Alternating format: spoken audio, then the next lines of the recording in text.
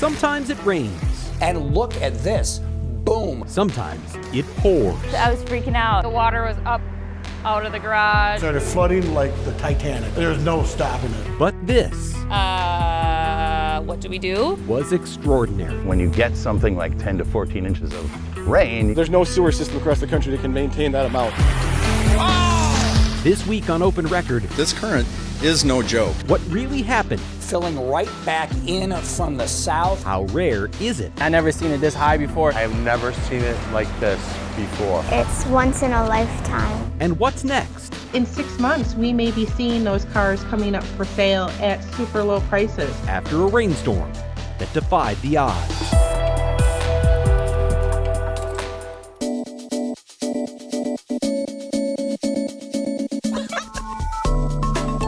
From the Fox 6 studios, this is Open Record. I'm Bryan Polcyn, and I am joined in our digital studio by Contact 6's Jenna Sachs. Hello, Jenna. Hello. And we are joined by Fox 6's Jason Kelvey. Jason, welcome back to the podcast. Thanks for having me on. Appreciate it. We are recording this episode on Thursday, August 14th. It's been 5 days. It feels like more than that at this point. We've been through a lot. 5 days after a so-called 1,000-year rainfall that pummeled the Milwaukee area, thousands are still grappling with flooded basements, homes, businesses, garages, cars, and so much more. We're going to talk to Jason about what he's seen over the past week in covering this historic event. We'll have Fox 6 meteorologist Tom Wachs to explain what happened with the storm and why it turned into a history maker. And we're going to hear from a hydrologist from the National Weather Service about what it means to have a 1,000-year weather event. All of that coming up after this. We are back on Open Record, and we are joined now by Fox 6 reporter Jason Kelvey. Hi, Jason. Hey, guys. Thanks for being here today.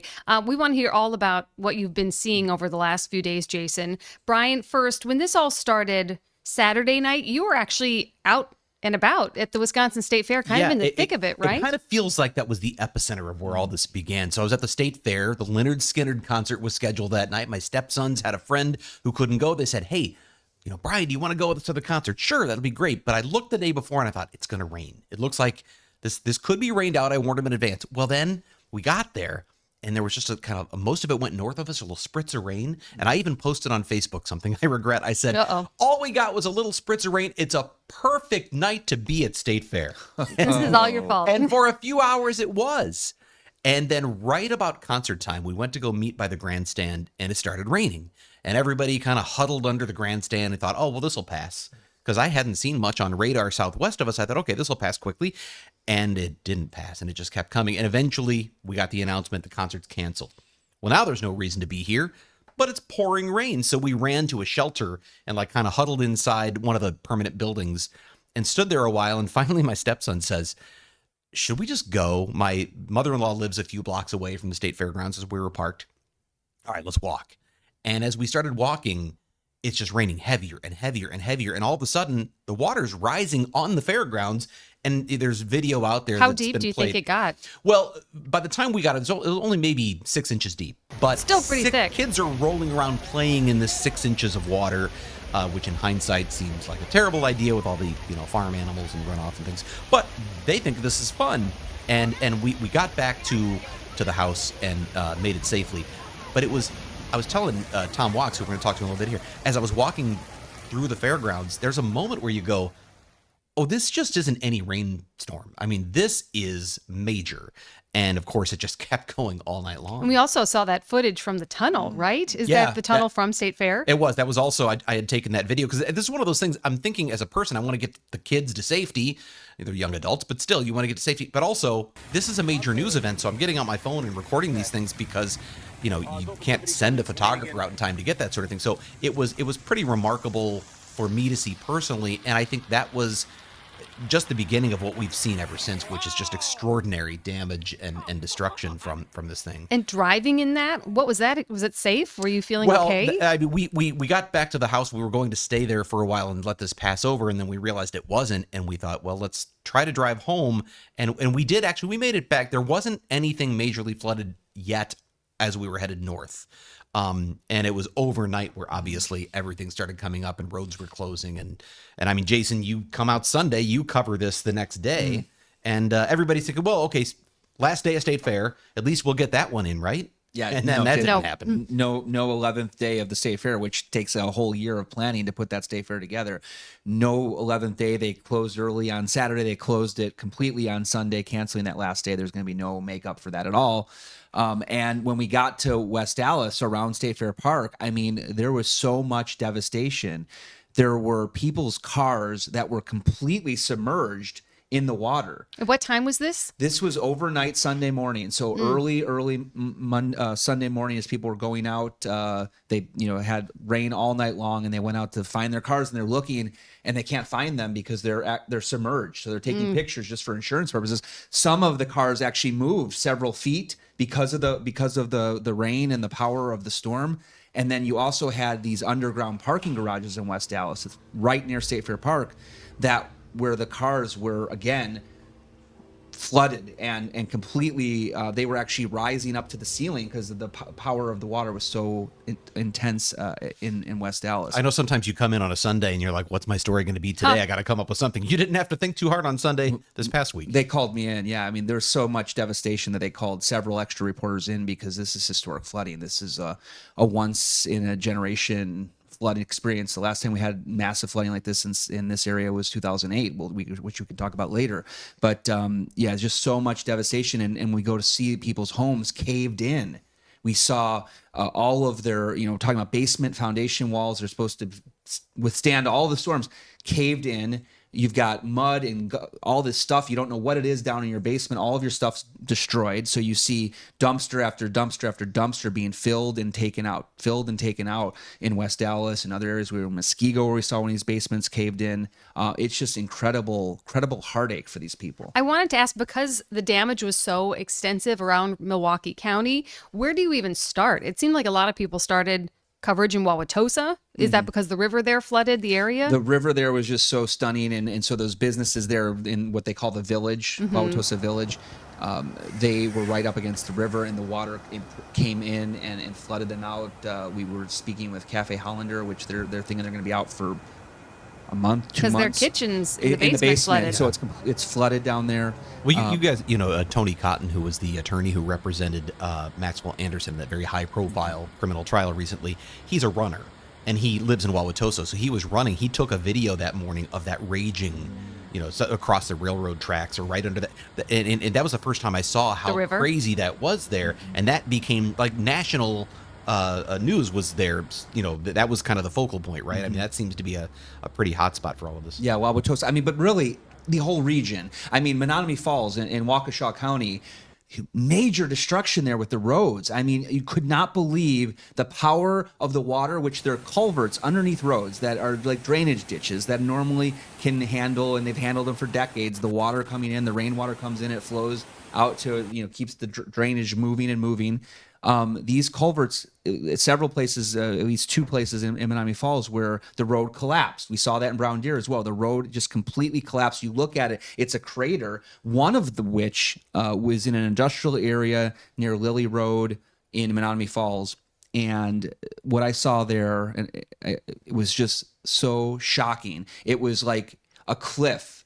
The road was gone, and it looked like you're looking into a canyon. And in the canyon is a car. Somebody's car was on the road as it washed away. He was safe. He was able to survive that. But can you imagine being in a situation where the road wall and looking into that crater, looking into that canyon, all of the drainage pipes looked like Lincoln logs. They'd just been tossed around by a toddler. It sounds like a bad dream, but it happened. It was incredible. And these cars flooded up to the ceiling of their underground parking garage, and they're bumping into each other like bumper boats. I mean, it is just incredible, the devastation, and people's lives really are just so upended, and they're focused on, what do I do now? I mean, I've got worries about mold in my basement. Yeah. All of these photos, clothes, winter clothes, which you might store in the basement, all destroyed. What do you do next? I'm sorry. I was going to say, it is incredible looking around our neighborhoods in Milwaukee County, because I remember at like 2-3 in the morning thinking, gosh, it's still raining, because it was raining hard. You hear the sound and you go, that doesn't sound good. Right. And the kids were scared because of the lightning. And you look around, so many houses with just piles of stuff on the curb that were in their basements. You can just, it feels like 1 in 3 houses sometimes. So much destruction there. But Brian, what did you want to say? Well, I'm just realizing that we could probably talk about this for 4 hours, and I know we've got 2 other guests. So I want 2 things I want to make sure we ask you about, Jason. And one is, you talk about everybody who's lost all this stuff. I think what people are learning really quickly in the Milwaukee area right now is insurance isn't going to cover a lot of this. Right? Not always, no. Right. Yeah. I mean, we talked with an insurance expert, Justin Wallace, who he worked for the insurance companies for about 12 years, and now for the last 5 years has worked suing the insurance companies. So he's kind of had that insight into insurance policies, and kind of he fights when there's a dispute with an insurance person that's covered versus the insurance company.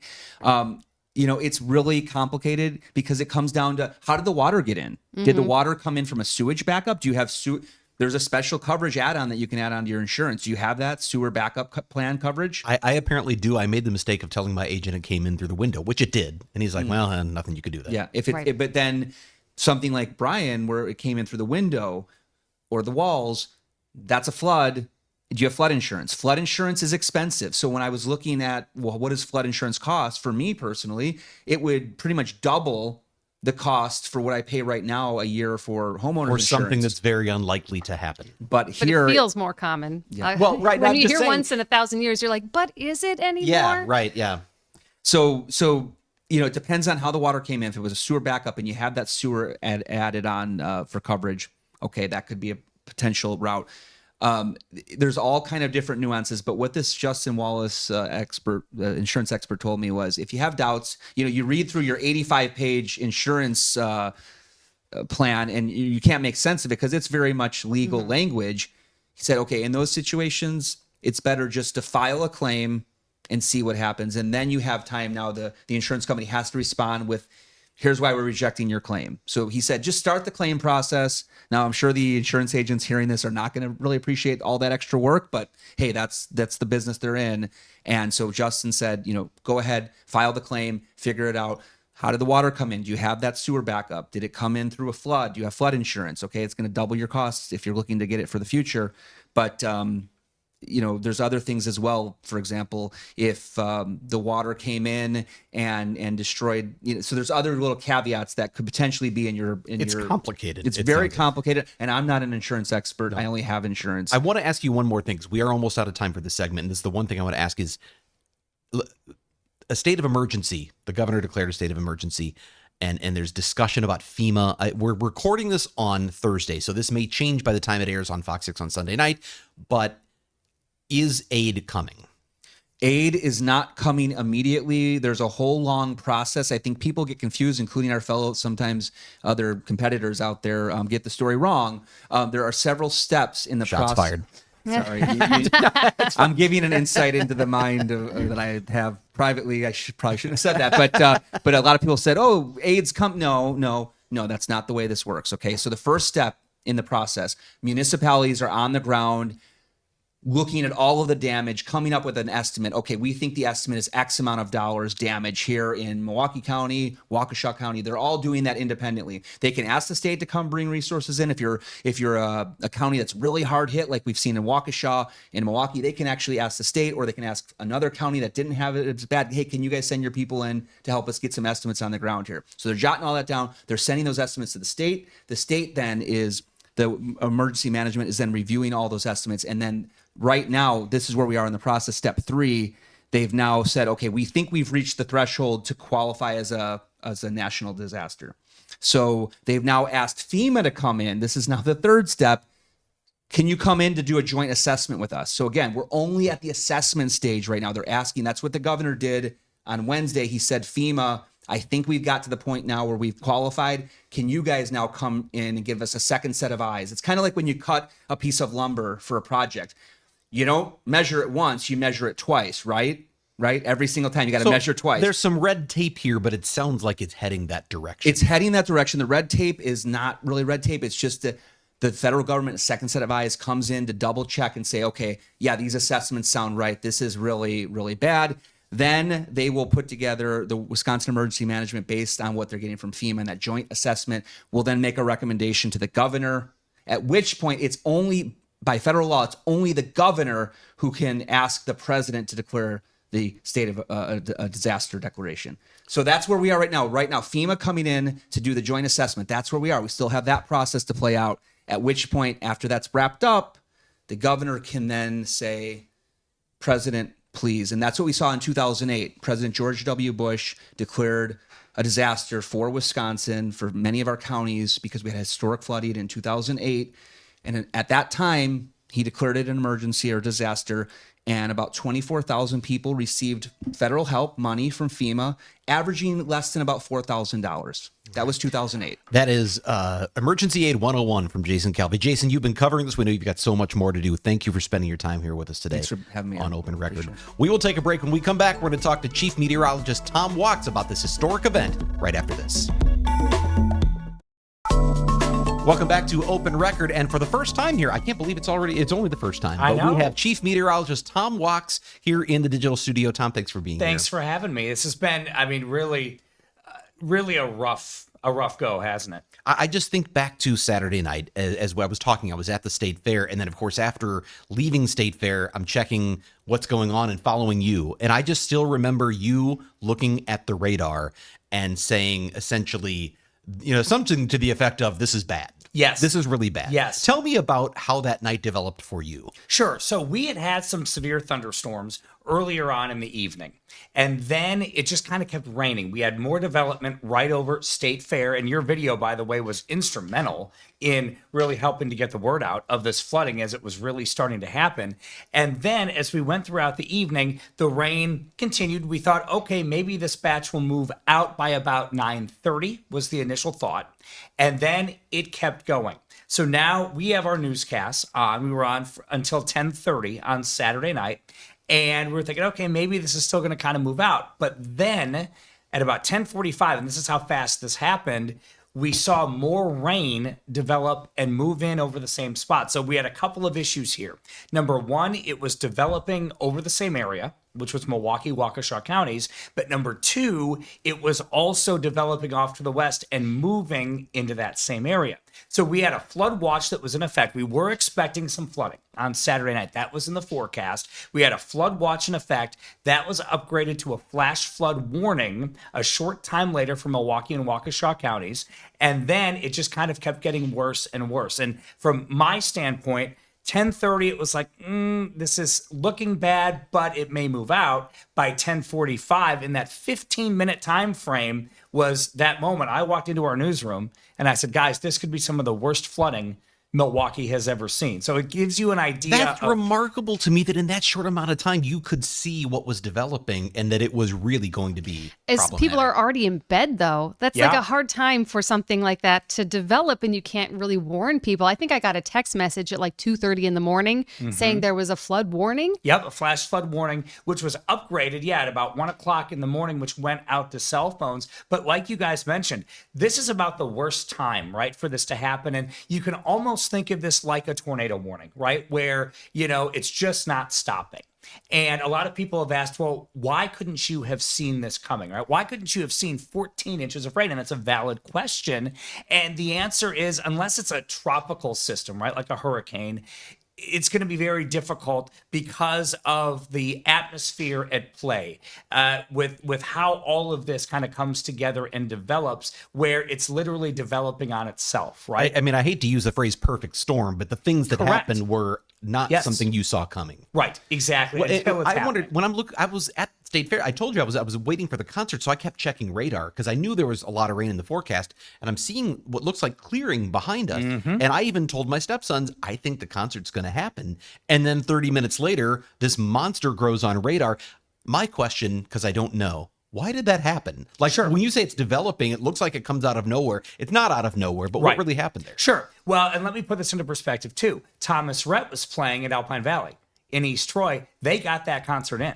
So that also gives you an idea that it's very hyper-local, right? It was a very hyper-local type of an event over the most populated city in the state, right, on a Saturday night in the summer.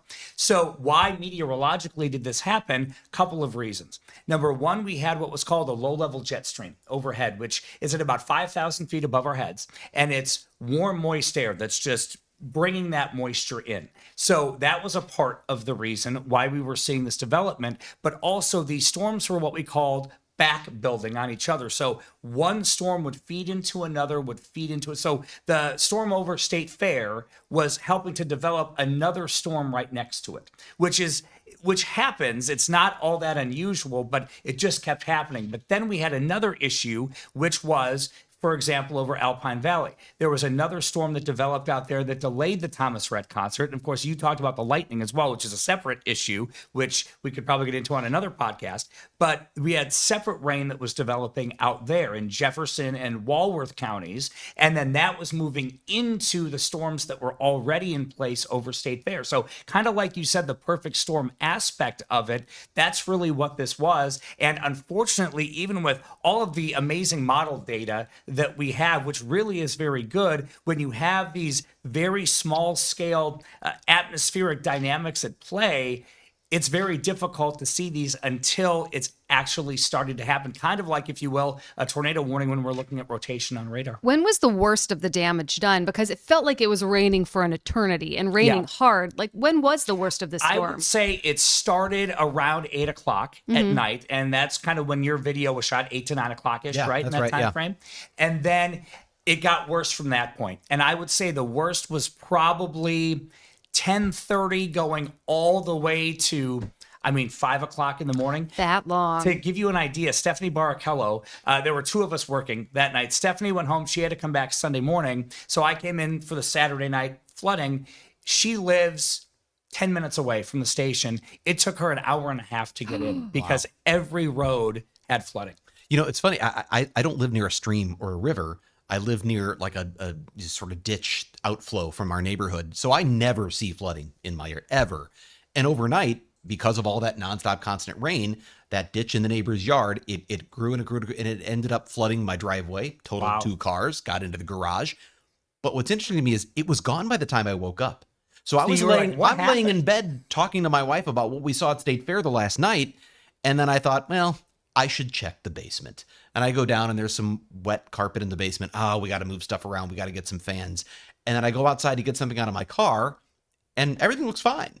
And I open the car door and there's 4 inches of water inside. Oh my goodness. And then in my daughter's car as well. And the thing is, it rose so fast, it went right back down. This was just, a crazy event. Yeah. And your heart breaks for all the people dealing with this. And as you guys mentioned, some people had 20 inches of water in their basement. And, you don't realize the power of water and the damage of water until it happens to you. But I will say this, what is a blessing to me, and I think to all of us, is nobody died in this directly from the flooding. And that, when you hear Jason talking about a crater in the road, the folks coming back from the Brewers game and State Fair and cars submerged, people stranded on the tops of their cars, things like that. Yeah. And that's one of the issues here with flooding is we say turn around, don't drown, right? Is the motto when it comes to flooding. But the issue with flash flooding is it happens so quickly, you often don't have time to respond. And that was really the case here with so many people on the roadways. We talked about the timing not being particularly great because this is late Saturday night into Sunday morning.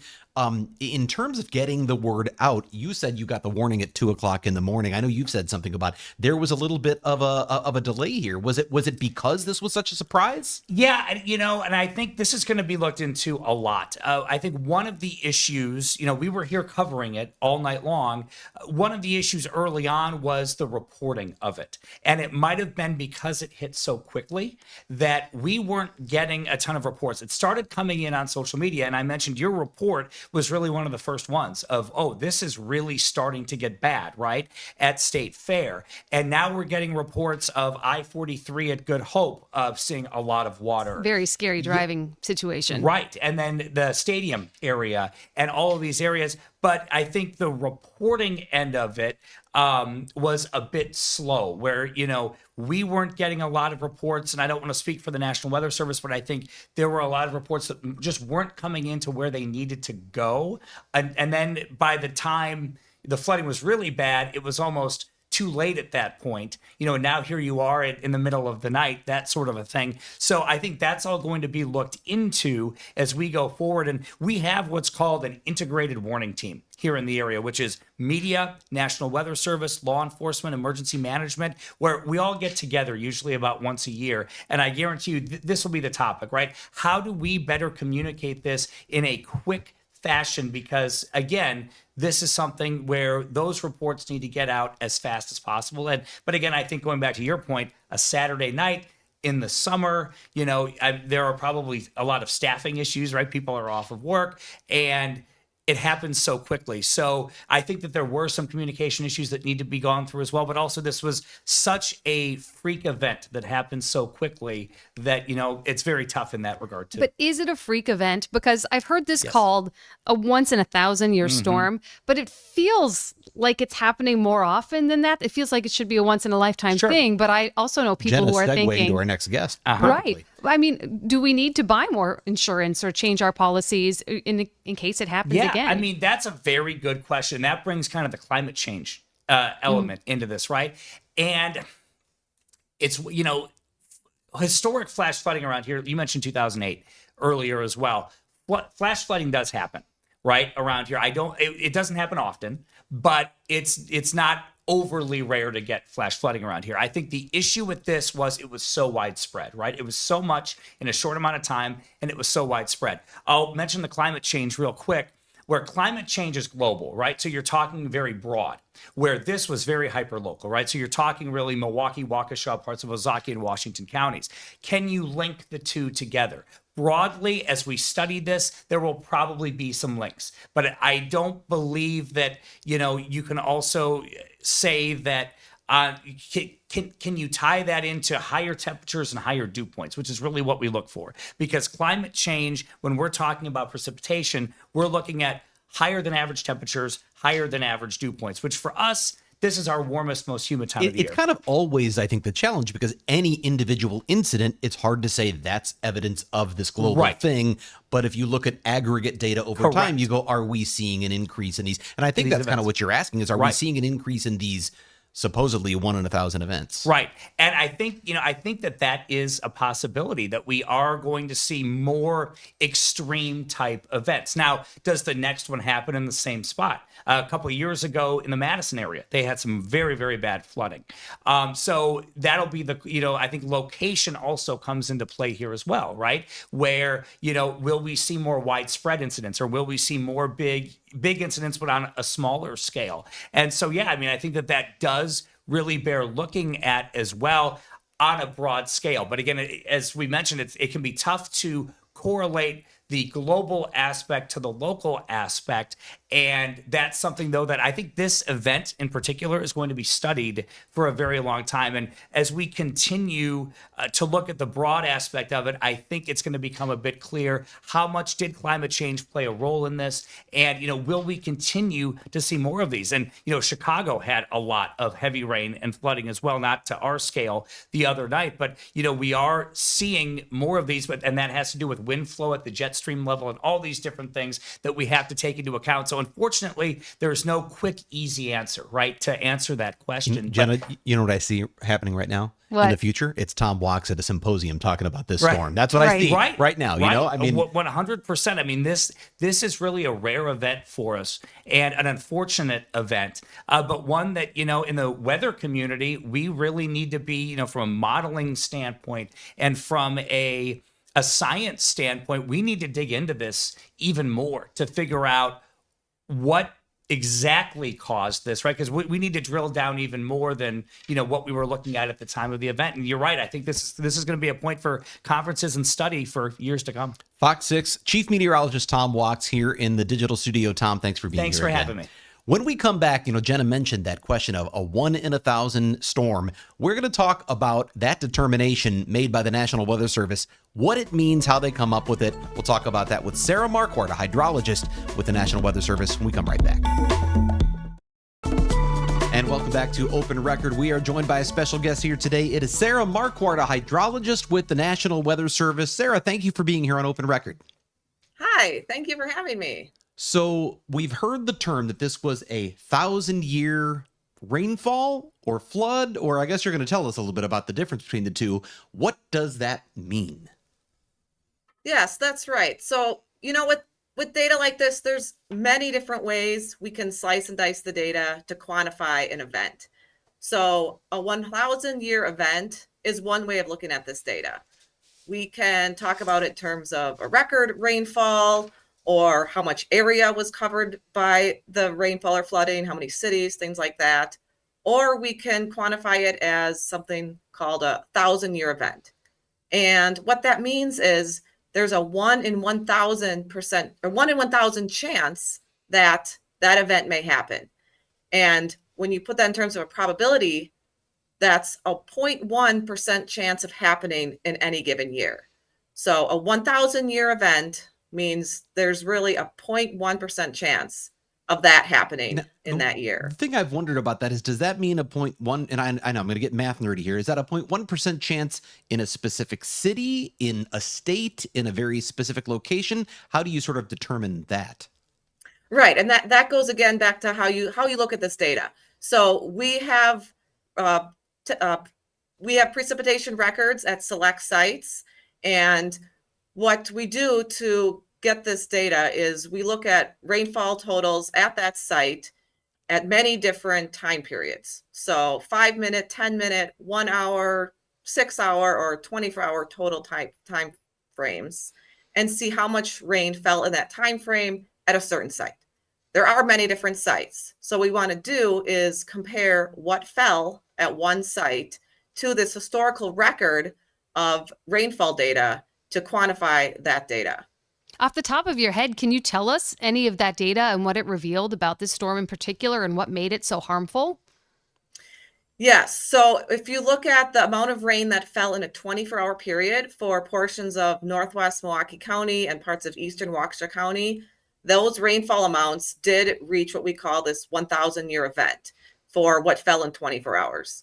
And it exceeded that threshold, actually. So it was maybe even higher than that. But looking at the data we have, at least several sites have exceeded that threshold of being a 1,000-year event. And for example, for the Milwaukee area, that value is almost 9 inches in a 24-hour time period. And some of the reports we got were much higher than that for portions of the area. So we even exceeded what that threshold was for a 24-hour time frame. So in the Milwaukee area. I was trying to think through the just what 1 in 1,000 really relates to. So I started looking this up and I came up with a few things to try to relate it to. You think, how rare is this in Milwaukee? It's not 1 in a million, but it's still a pretty rare thing. It's the chance you have of cracking an egg and finding a double yolk. So I don't know if you've ever done that, but you've been through this flood in Milwaukee. So you had that happen. If you pick 10 clovers, the chance that one of them will be a 4-leaf clover is 1 in 1,000, according to what I read. I don't know if that's true, but I've never seen a 4-leaf clover, so I don't know. Flip 10 coins. If they all come up heads, okay, that's 1 in 1,000. 10 coins in a row. And then I have people like this one. The odds based on the number of teams, it's not based on their skill, but based on the number of teams in each league, it's roughly the odds that the Packers and Brewers win a championship in the same year. 1 in 1,000.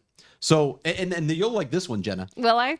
You're 4 times more likely to be a twin because I have than you are twins. to be through a storm like this. Now you've been through both. So yeah, I've been through that storm too. But 1 in 1,000 is pretty rare. But as you said, it's a probability, Sarah, right? This doesn't necessarily mean you'll only get one of these every 1,000 years. Yes, and that's a really important point, that this term can be misleading. It does not mean this event will occur only once in a 1,000-year time frame. It is actually a better way to look at it is in terms of the actual probability value, which is that 0.1% chance. And actually, another way to look at it is the cumulative probability is going to be different, and that's going to be higher. And that goes into statistics that I'm not going to get into, and it's hard to wrap your brain around that. But for a 30-year mortgage time span, the cumulative probability of getting a 1,000-year event in that 30-year time span is about 3%. So it actually is that number is a little bit higher if you think about a 30-year mortgage time frame. And another point is that Mother Nature does what she wants at random times. So it isn't just one in every 1,000 years, but it could actually be back-to-back years or two time periods pretty close together. And then there may be a long time period where you don't get a big event like this again. So that 1 in 1,000 is really just on average how often this occurs. And that's based on the data that we've seen so far.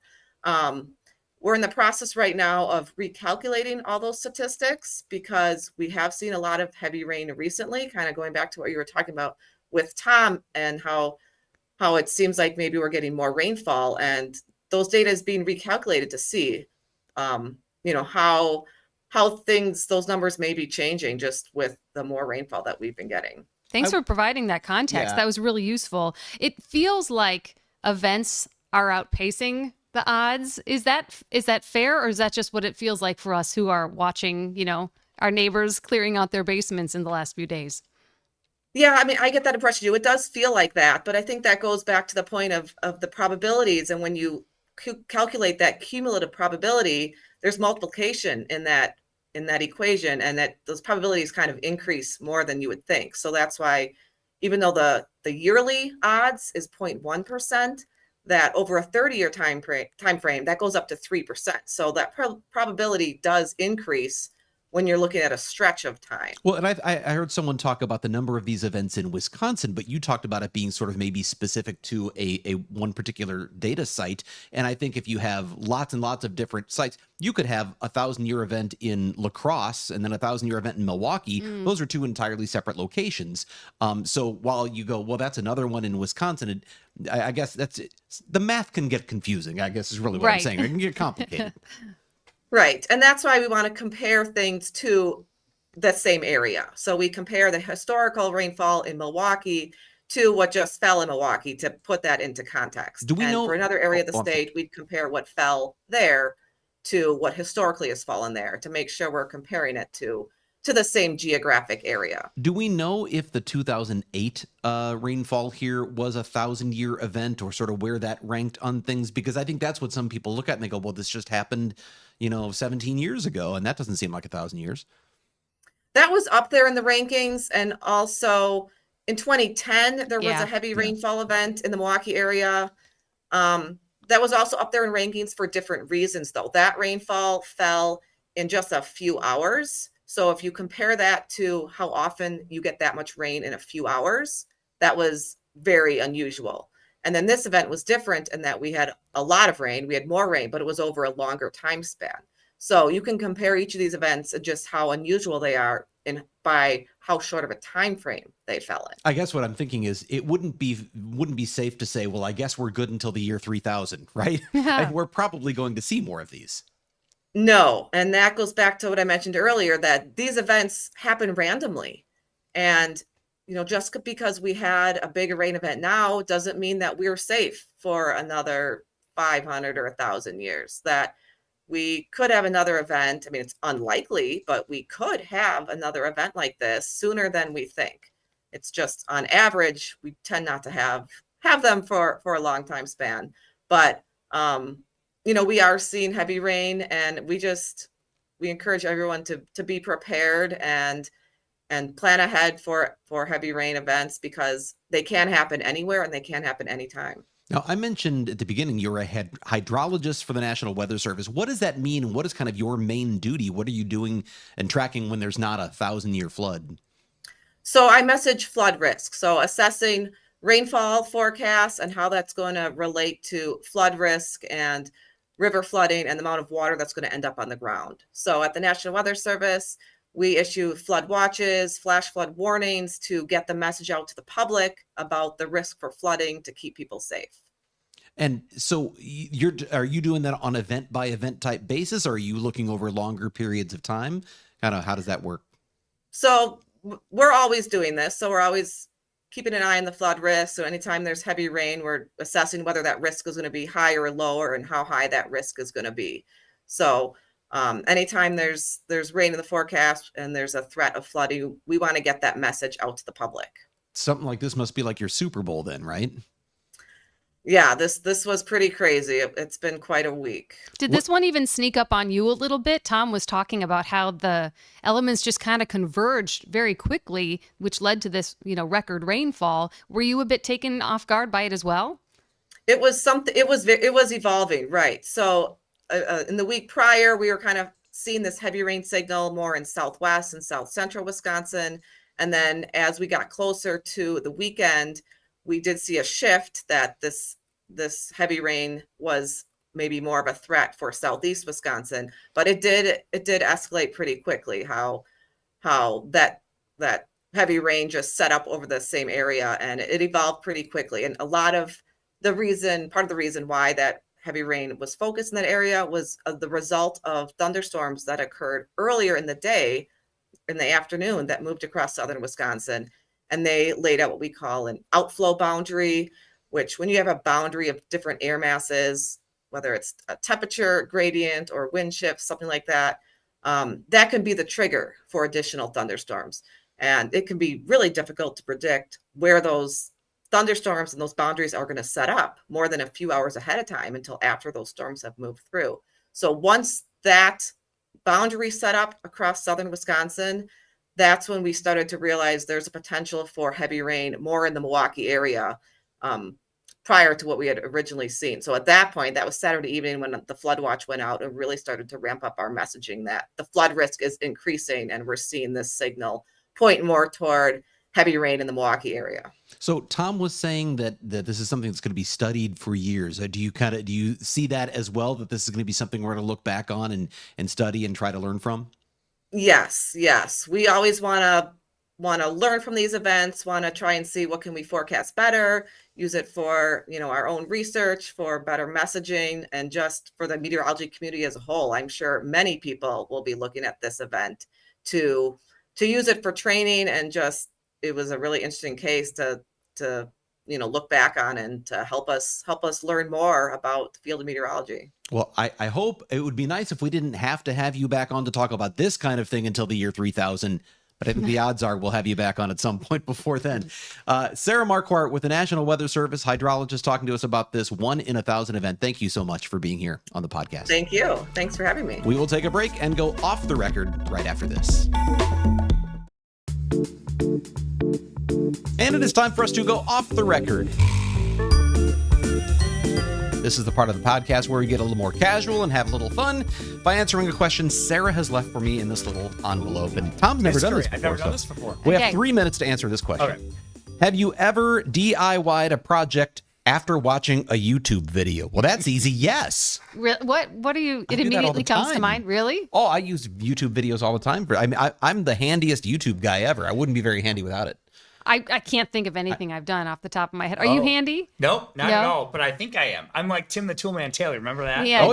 Yeah, right. So this was a couple weeks ago, and I was just trying to replace one of those little water shutoff valves, like under the bathroom sink, which it didn't. They need, get stuck and they're right. Sure. So I'm like, but it didn't need to be replaced. Like I just thought, I got a little extra time. Right. Yeah, and then all of a sudden my wife goes, there's water coming through the ceiling.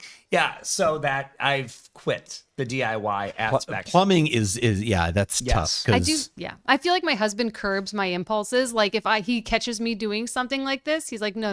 We'll get someone. Yes. We'll figure out an expert to come in for this. I've done so many things where I've used so I had to replace the headlights on my wife's Subaru Outback, and it's really, really hard to reach the headlights to get the bulbs. So I was watching YouTube videos for that.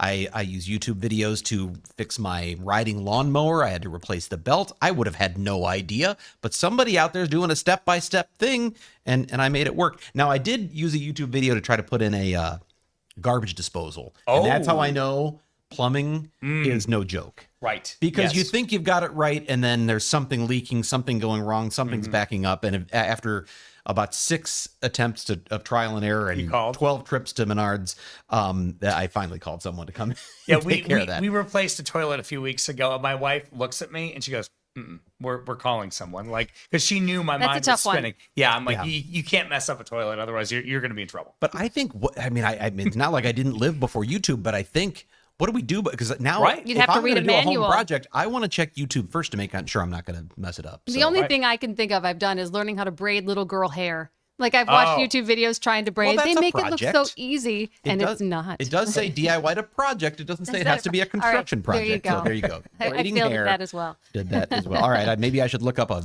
video on how to host a podcast. We'll see. But no, You're the expert. You're the expert. Tom, it's been so great having you here This is today. great. Thanks for having me. We'll have to have you back for sure. I appreciate it. Anyway, we're going to wrap things up when we come right back after this. Honored, trusted, respected. The Fox 6 Investigators. We are Milwaukee's investigative team. Because you matter. And that is all the time we have for Open Record this week. Thank Tom Walks again for being here. Jenna Sachs. Thank all the other people who make this podcast possible. If you have a topic you'd like us to discuss on Open Record or an issue you think we should investigate for Fox 6 News, send us an email to fox6investigators@fox.com. With that, I'm Bryan Polcyn. We'll be back next week.